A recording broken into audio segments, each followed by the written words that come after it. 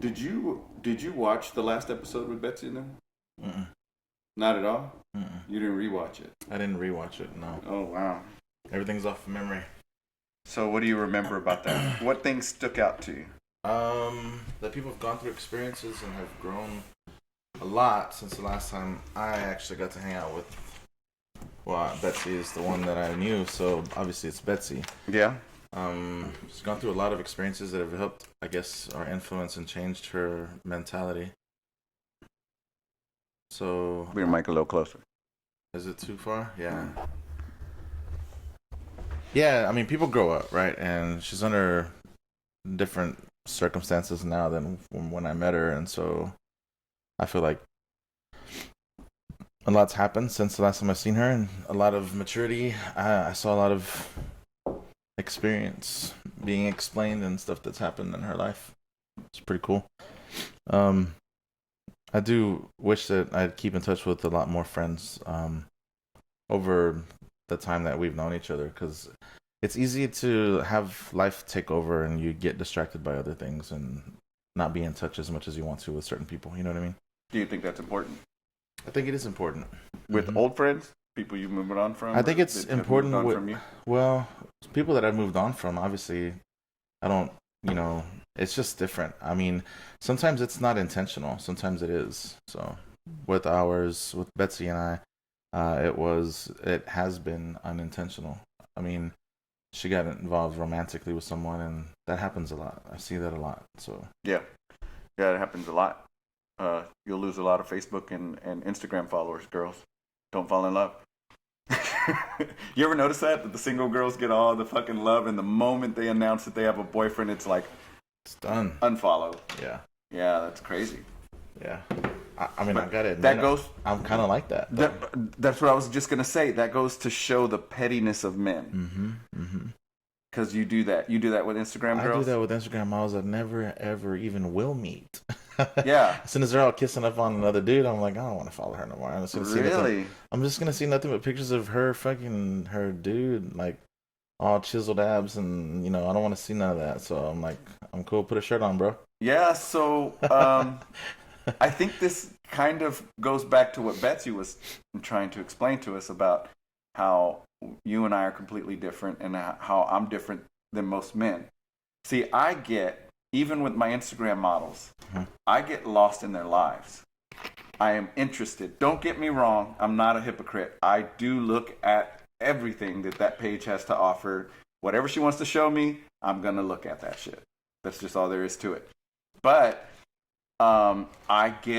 if I really like a girl, I get involved with her life. There's one girl right now out of Brazil that I've been following for about a year, and she helps people lose weight. And she speaks nothing but Portuguese. So I have to go and translate that shit and translate comments. Yes, I do this shit. Because I get lost in her life of her helping people. So now I'm more interested in who she helped versus how wonderful her abs and ass look. So you live through her Instagram vicariously then? Yeah, I guess so. Like it's just like it doesn't consume my time. The translating shit is getting annoying, but I'm also going to Brazil, so I'm learning, trying to learn a little bit. But so that's your excuse to keep it alive, huh? I guess so. Maybe after I come back from Brazil, I'm not going to give a shit anymore. But I don't know. I can't be that way with anybody.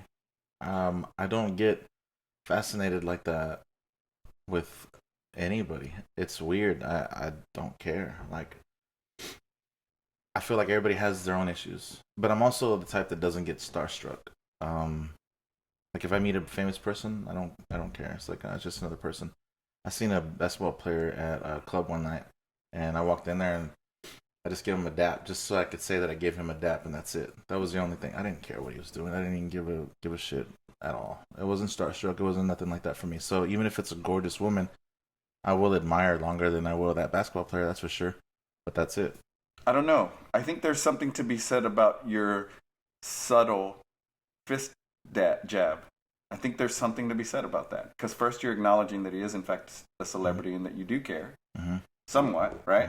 And then there's maybe you're trying to say, one of two things. You're trying to say, fuck that guy. I'm not trying to give him more attention than he wants. Or you're saying, this guy gets enough fucking attention. Let me just, say what's up, acknowledge who he is, and then just move on. Well, that's more how I feel, for sure. Because I'm like, you know what? This dude's, everybody's all up on his nuts. Like, and I could tell right away, like, immediately. So he's in the VIP section, but I had to walk by the VIP section to go use the restroom. Mm-hmm. So like, hey, what's up, man? I give him a dap because I know when you're famous, people don't like, and this was before COVID or whatever, but nobody likes to give open-handed handshakes to every person that they see. Or maybe just famous people. I've met famous people before, and they always do the fist dab, whatever. So, or fist bump. I guess that's just how they get used to it. I don't know. But I don't try to go for the handshake. I think all of them are different. I think every celebrity I've met, and I've met a fuckload of them. But I think they're all different. Yeah. I don't bother them. I try not to. I guess for me, it's just like, they're probably annoyed by this. It's like a hot chick. She just gets hit up 1,000,000 times a day, Like, yeah. They're tired of it. Like, and I can understand it. I could understand that too, but my curiosity will allow me to ask the questions I fucking want to know. Like, even just flirting with a girl online or whatever. I'm fortunate enough that Ali kind of allows me to see if I still got it. Like, I still put my feet in the water to see, but then immediately, like, nothing's going to go any further than that. But she still allows me to do that. And in doing that, I can tell when certain girls are like, that's enough. Or I can tell when certain girls are like, give me more. And that line is very thin. Because you can fucking either do too much or not do enough. Mm-hmm. And in my case, it's just developing a friendship because I'm genuinely interested. But nothing's going to come of it romantically. Yeah. Yeah, but for some reason, online people and their lives and what they do, and even in like the tabloids or whatever, when it comes to famous people, what's going on, who's dating who, what person said what that's famous, that should just sends shockwaves through Facebook, and you hear about it all the time. Like this online battle with Ashanti and Keisha Cole's. Like, I didn't even care to watch any of that. I don't care to get into any kind of, I guess, famous person's lives. For me, that's how I wasn't a fan of neither one. I'd just be honest with you. I whatever. You know what I mean? I know they make good music. I'm not crazy about, like, I'm not like, oh my God, when is Ashanti coming to town? And I wasn't that way when she was good, or not good, when she was famous, or at the height of her career. In her prime. Yeah. Yeah. So, movie stars too, singers, athletes. Yeah. For me, athletes never really, I didn't give a fuck. Like, maybe the boxers and the UFC fighters, that's it. But, like, Ali's friends, a lot of her friends used to date, like, Spurs players and stuff. And we used to go out with them. And it was back when we had them flip phones. And I used to take a picture and send them to my friends. And they'd be like, wow, man, get an autograph. I'm like, why? I don't give a shit. You know what I mean? Like, wow, you got this piece of paper because I met him at a club? Yeah. Silly to me. That's silly to me. So the autograph part of it is the only part that's not silly to me, because some of them are worth money, like immediately. I know, but then that means you're using their popularity for income. Yeah, but it's still cool. It's like, hey, I got this George Strait signature or autograph. I could sell it to you for $200 on eBay or something. Really? I don't give a shit. Every celebrity I meet, I do not ask for an autograph. One time, Manny Pacquiao gave me an autograph, but he was just, like, when I wanted to take a picture with him, he was signing, and he was just doing that, And I was like, okay, I'll take that, but that's not what I want. Like, I want to talk for, like, at least 5 seconds. That's all I want. Really? Yeah. Yeah, pick their brain a little bit. Just kind of like what you and I are doing. Yeah. It's good to know, like, people that have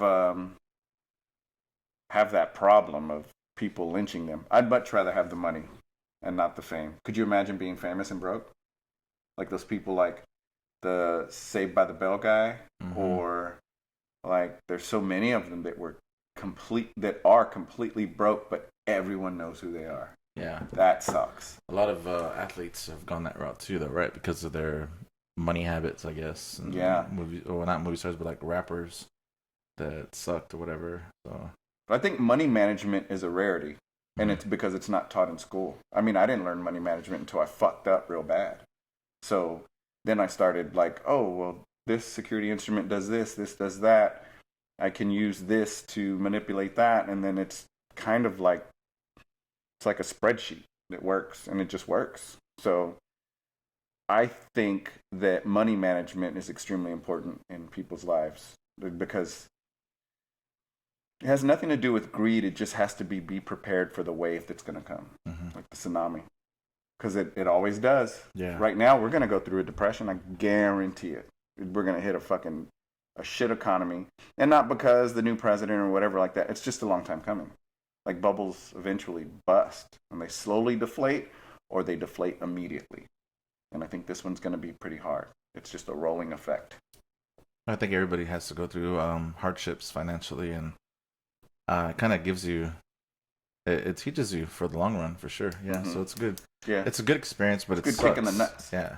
Yeah. I like if there is such a thing. Yeah, I like it. You're kicking the nuts that happened at Fiesta, Texas. Oh yeah, wasn't as beneficial as what these would be. Well, you know what? I'll take that Fiesta, Texas kick in the nuts. More than I'll take like when I had my health scare, when I had the financial thing and all of that. I'll take that fucking embarrassing kick in the nuts any day. But one of them came with a lesson, and those were the ones where, like the financial ones and everything else. The one with the girl, I still didn't reel back my ego at that time. You know what I mean? It's a moment that me and her share for the rest of our lives. And I don't know if she even remembers. There's no way she could forget that, right? Can't forget that. I'm pretty sure every woman has counted on her hands how many times they've kicked a guy in the balls. So yeah. Yeah. She has to maybe remember. so. Yeah. But that's not every day. That's like kind of a rare thing. I remember I got kneed by a girl in the balls in middle school. Oh, dude, that was like the first hardest impact I've ever taken to the nuts. Really? Yeah. In middle school. That was my first time I get hit that hard. And I dropped. I was like, oh, I just. Was it a delayed reaction or was it? It was a delayed reaction. Yeah, I hate the delayed reaction ones. Because those. Because you're like, oh, that didn't do like. Yeah. Went down for the count. Oh, really? That's crazy. Yeah. Some of the things that I took from the podcast was the growth, of course, of Betsy, because she really did tell us quite a bit about herself, which I appreciate. But it definitely made me respect her a lot more. Yeah. I didn't know, so much has happened. When someone's able to get naked like that in front of you, I mean, you have a different appreciation. It's like Jim Morrison. People are strange because you're a stranger. But we all have that strange ass friend that we hang out with. It's stranger than the other motherfucker that we're criticizing. You know what I mean? But he's our friend, so it's cool. And I think that with her, she opened up, and I felt her pain, and I felt her joy, and I also, at the very end, I felt that, and this is the reason why I asked, I felt her apprehensiveness on being able to accept love. That was where I was like, I don't know why it's there. Like, she obviously explained as much as she could, but maybe she's afraid that this is it and this is as good as it's gonna get. Do you ever feel that way? Like this is as good as it's gonna get? Yeah. I actually have another lady friend of mine who we actually just had a similar discussion. She's a deep thinker too. She was talking about how she's in a relationship now that she's never experienced in her life, and she doesn't feel like she deserves it. And I told her that I think I struggle with that too. Like when you meet somebody and you're with them and then everything's going perfect in your life, it's like you're so deprived or so used to shit going wrong that you think that you doubt yourself, or maybe that relationship, or where you're at in life. Maybe And I that's think a that's form kind of, of imposter syndrome. I don't know. I think I feel like Betsy's kind of going through or in the same mentality. And I think I don't know what the like if the root cause is a mystery to me. I honestly can't tell you what it is, but I feel like maybe there's people of different mindsets that struggle with that it's a common thing. Maybe it's more common than what you would think, because I know you're not like that at all. Like, No, I'm very calculate. Like everything I do, even in speaking, I try and be as calculated as possible to make sure like my words are perfect, so that way no one can throw your words back at you. And that came from bullying. When I was a kid, I can tell you exactly where the root comes from. That came because I was never able to articulate myself, and I got ridiculed. But I think bullying is a positive thing if that person can convert that energy. If you can't convert that energy, then that other person won. can you describe for the listeners or people watching how what your definition of converting negative energy like that is? Because we've had this discussion, but I think a lot of people would be surprised to know how you view that. Well, what I do is I just get what it is they say, and I'll turn it into a positive, even if it's a negative. So if someone were to tell me I'm ugly or something like that, and then I would turn that ugliness into something neat, something artistic, something to where someone else would look at it and not have that opinion, and get that confirmation from somebody, I guess.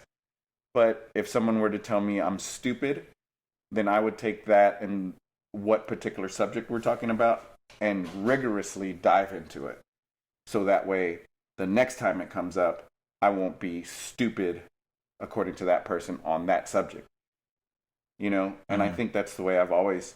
It's not a battle with the person, it's a battle within yourself, because you don't want that negative energy to consume you. It's like acid, and it just burns in you. And if you swallow it, it sucks. It's like I said before. It's we take in oxygen, we breathe out carbon dioxide. We take in food, we crap it out.